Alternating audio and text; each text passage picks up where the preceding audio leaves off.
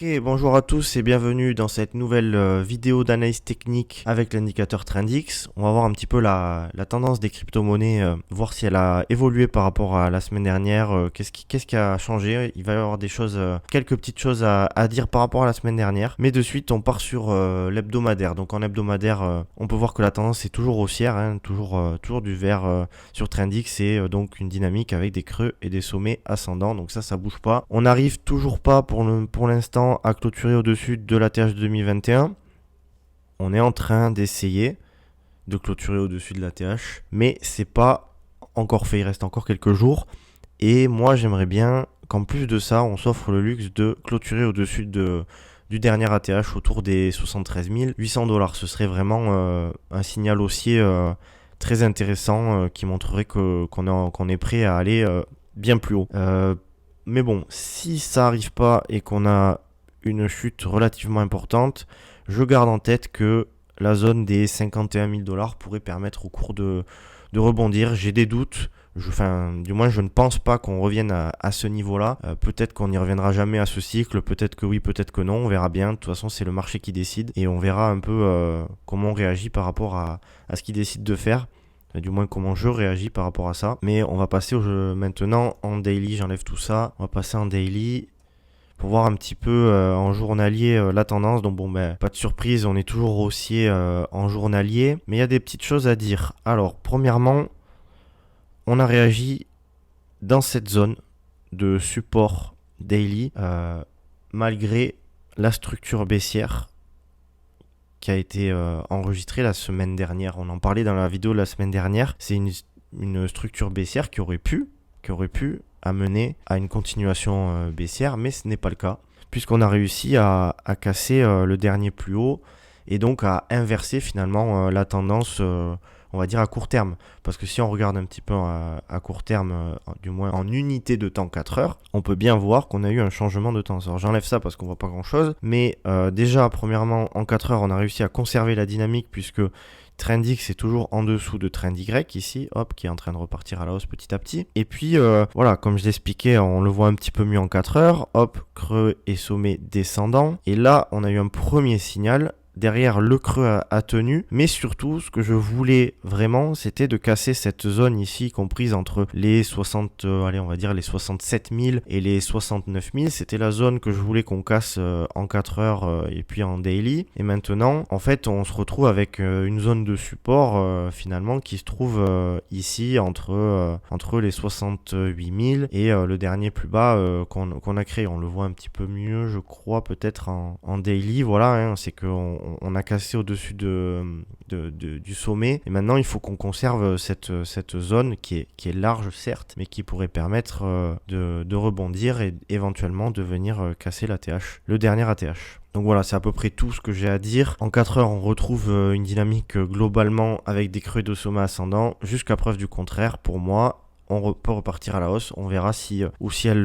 se poursuit dans les jours et les semaines à venir. Ensuite, on va parler d'Ethereum, le leader des altcoins, qui est par ici. Donc pour ce qui est d'Ethereum, en hebdomadaire, hein, comme pour le Bitcoin, hein, finalement, puisque le Bitcoin lead un petit peu le marché des crypto-monnaies, on a une tendance avec des creux et des sommets ascendants, sans trop de surprise, puisqu'on en parlait la semaine dernière, on ne change pas non plus de dynamique toutes les semaines. On a eu un joli rejet sur les 4000, donc voilà, dans cette zone, on en parlait aussi lors de la première vidéo sur cette chaîne. On a eu un rejet sur cette zone de résistance ici. Depuis, on a enregistré une baisse d'environ 25%, mais on a eu une petite réaction acheteuse ici qui a permis de ravaler un peu toute la baisse. Maintenant, moi, qu'est-ce qui m'intéresse? Maintenant, ce qui m'intéresse, c'est justement de conserver ce creux et d'essayer de passer au-dessus de cette résistance, de clôturer au-dessus de ce niveau-là des 4093, donc le dernier sommet à 4093 $, et de s'appuyer sur cette zone pour repartir à la hausse et pour péter la TH de 2021 qui est autour des 4900 $, on va dire. Et ça, pour moi, ça va arriver tôt ou tard, je pense, au vu de la dynamique actuelle des crypto-monnaies. Mais bon, voilà, on sait pas, hein, peut-être qu'on peut connaître plusieurs semaines, plusieurs mois de range, parce que là, ce serait qu'un range entre les 4093 et puis les 3060 $ environ. Donc voilà un peu pour la situation en hebdomadaire. Bien entendu, si on a une énorme chute, on sait pas trop pourquoi, on a une zone de support ici qui est assez large. On peut imaginer que les 2500 $ pourraient permettre un rebond. On verra. Je pense pas qu'on descende aussi bas, mais c'est pas impossible. C'est des choses qui peuvent arriver en période de bull market, hein, des chutes relativement importantes. On va voir un petit peu maintenant ce qui se passe en journalier sur Ethereum. Sur Ethereum, en journalier, on n'a pas réussi pour l'instant. On a clôturé en dessous là du dernier creux. Du dernier creux ici, j'estime que c'est un peu le dernier creux sur Trendix. On a eu une réaction de 15% depuis le retour sur Trendix. Ce qui m'embête un petit peu, c'est que ce creux, j'aurais bien aimé qu'il tienne. Donc à la limite faire une mèche, mais pas forcément clôturer en dessous. Maintenant c'est comme ça, c'est la volatilité qui est due sur le cours, etc. Maintenant, moi mon objectif, c'est un peu comme sur le Bitcoin.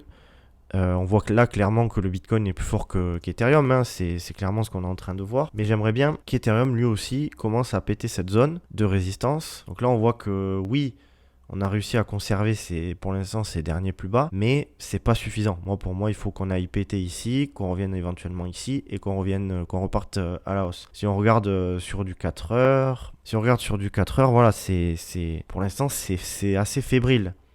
C'est encore assez fébrile. L'unité de temps 4 heures, imaginons que... Et ce lot-là, ce creux-là, n'est pas forcément ultra solide. Il n'y a aucune raison pour qu'Ethereum ne continue pas de grimper. Mais bon, pour l'instant, c'est pas le signal aussi n'est pas donné, je trouve, sur Ethereum, qui est repassé d'ailleurs en baissier en 4 heures sur Trendix. Hein. Donc on voit bien que la tendance est un peu plus fragile. Mais après, c'est pas parce que la tendance est repassée baissière en 4 heures sur Trendix qu'on va faire ça forcément. En fait, il peut arriver d'avoir des faux signaux, notamment sur des plus faibles unités de temps, voir un petit peu comment on réagit et comment on arrive à réagir ici au niveau de cette résistance. Je voulais aussi parler pourquoi pas parler du Binance Coin que je trouve assez solide. J'en parlais sur la Trendletter il y a quelques semaines maintenant, enfin même plus que quelques semaines, hein, c'était à la fin de l'année 2023, hein, pour ceux qui suivent la Trendletter.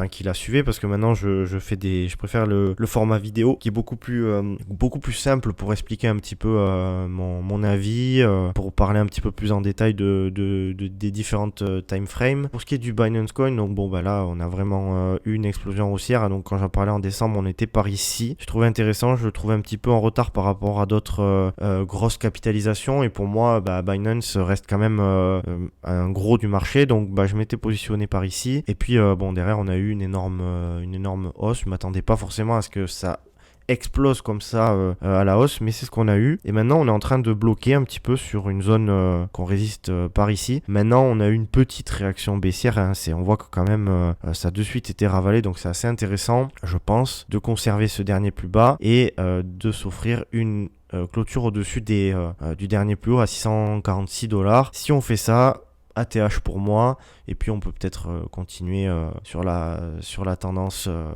sur le Binance Coin, qui à mon avis a la possibilité pourquoi pas revenir sur les 1000 $. On verra un petit peu ce que nous offre le marché, notamment en daily. D'ailleurs en daily, c'est ce que je voulais vous montrer.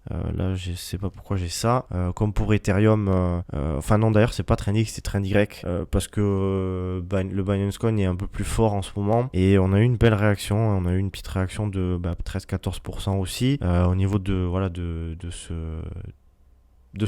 ce support. Tant qu'on conserve ce niveau, pour moi on va péter la TH, le dernier sommet, pardon. Voilà. Donc on conserve ce plus bas, tac, on peut, à mon avis, espérer plus haut sur le Binance Coin. Maintenant, j'en parle ici parce que j'en ai parlé sur la Trendletter pour ceux qui y étaient. Maintenant, est-ce que c'est un actif que j'ai envie d'acheter ici ? Pas forcément, hein, parce que on n'est jamais à l'abri. On n'est jamais à l'abri que le Bitcoin nous fasse quelque chose de moche. Et là, on est quand même dans une zone où potentiellement on peut connaître un rejet, quoi. C'est-à-dire que j'achète pas une résistance, j'achète plutôt des supports. Donc quand on était ici fin décembre, c'était intéressant parce qu'on était plutôt sur des zones de support. Maintenant ici c'est des zones de résistance, donc voilà, c'est pas forcément l'actif que j'achèterai en premier. Après, bien entendu, comme j'ai expliqué, on peut totalement casser la TH et exploser à la hausse. C'est le scénario sur lequel je me base, mais voilà, je préfère quand même prévenir au cas où faut pas prendre, bien entendu, tout ce que je dis au pied de la lettre. Je sais pas ce qui va se passer. S'il faut, on va se manger un crash. J'en sais rien. Hein. Je pense pas. On peut pas miser sur un crash, mais on peut pas savoir ce qui va se passer. Donc ici, pour moi, c'est des niveaux un peu trop hauts pour acheter. Et d'ailleurs, en parlant de niveaux trop hauts pour acheter, on a eu, j'en parlais sur Twitter. On a des actifs qui sont assez intéressants. On a récemment BlackRock qui a décidé de se positionner concrètement sur les real world assets, donc la tokenisation des actifs du monde réel. Mais je trouve le narratif intéressant. Du peu de ce que j'ai cherché, je trouve c'est intéressant. Et je pense qu'il y a de l'argent à faire dans ce narratif-là. Donc je m'étais positionné sur Ondo. Maintenant, voilà. Est-ce que pareil, après une hausse aussi importante, est-ce que ça paraît être intéressant de se positionner? Je sais pas. Éventuellement, on peut regarder un petit peu en hebdomadaire. On n'a pas trop d'historique, hein, mais voilà. On a des creux et des sommets ascendants, donc c'est clairement haussier, il n'y a aucun problème. Maintenant, voilà, si je devais me positionner aujourd'hui, j'attendrais un retour par ici. Donc, une chute quand même de 50%, ce qui est pas impossible, hein, c'est vraiment pas impossible. Si on a une baisse de 20-25% sur Bitcoin, c'est totalement possible. Un autre que j'avais trouvé intéressant, encore une fois, hein, je parle pas de fondamental ici, hein, je parle vraiment d'un point de vue technique. Je me suis positionné déjà depuis quelques semaines. Je crois que je me suis positionné par ici sur la cassure de la TH. Oui, de la TH. Non, c'est pas de la TH. Voilà, je m'étais positionné un peu dans cette zone de support. Je sais plus exactement, par ici, quoi, on va dire. Ce qui m'a permis de grimper un petit peu. Maintenant c'est encore c'est un peu haut. Je parle des real world assets parce que je trouve que c'est intéressant. Maintenant ça a quand même bien explosé. Il y a d'autres choses qui n'ont pas encore explosé à la hausse. Bon, les IA, tout ce qui est intelligence artificielle, ça a bien explosé. Alors, le fameux e-gold qui arrive pas à casser ici. Le e-gold, je sais pas trop ce qui se passe en interne, etc. Le dernier sommet, c'était ici que je voulais avoir une cassure. J'en parlais sur Twitter. Si on arrive à casser un peu cette zone, je pense qu'on peut revenir et connaître de la volatilité haussière vraiment importante jusqu'aux 214-215 $. Et peut-être plus, hein, mais disons que c'est cette zone qui fait résistance, mais il n'y a pas grand chose entre... Il n'y a pas grand chose ici comme zone de résistance, donc on espère que e-gold va pousser un petit peu là dans les semaines et les mois à venir. On verra bien un peu ce qui se passe. Et puis dernière chose, j'avais parlé d'Illuvium, j'en parlais lors de la première vidéo sur la chaîne YouTube, et je trouve que là aussi il y a des choses intéressantes. Alors bien sûr, ça ce sont des résistances. Hop, résistance, voilà, je trouve qu'il y a des choses intéressantes. Donc on a bien réagi ici après avoir bloqué une première fois ici, une deuxième fois ici, on a réussi à casser. Pour moi ici, voilà, je parlais des choses qui sont un petit peu parties à la hausse et qui ont déjà explosé. C'est un petit peu trop tard, notamment peut-être sur j'ai pas regardé tous les real world assets, mais c'est peut-être un petit peu tard pour se positionner ici sur voilà, si on a un petit retour ici, ça peut peut-être être intéressant de se positionner, et même pourquoi pas en daily par ici. Ici on a une résistance, mais si on commence à la péter, on va pouvoir à mon avis retrouver très rapidement les 290 $. Et puis après, voilà, encore une fois, si on arrive à les péter, pourquoi pas. Un objectif qui est assez, qui me semble possible. Après on verra comment ça évolue, on en reparlera sur la chaîne. Mais moi je vise un petit peu les 680 $, ce qui permettrait d'avoir une belle petite hausse. Sachant que jusqu'à aujourd'hui, j'estime qu'on n'a pas eu vraiment d'explosion haussière sur les altcoins. Hein. Pour moi, on a eu quelques narratifs comme l'intelligence artificielle et puis un peu les real world assets, hein, mais on n'a pas eu non plus une altcoin season avec la dominance du Bitcoin qui chute énormément. Pour l'instant, on reste encore sur les capitaux qui vont essentiellement sur le Bitcoin. Donc, on est encore bon pour, à mon avis, acheter des altcoins, mais attention à ne pas acheter ceux qui sont non plus...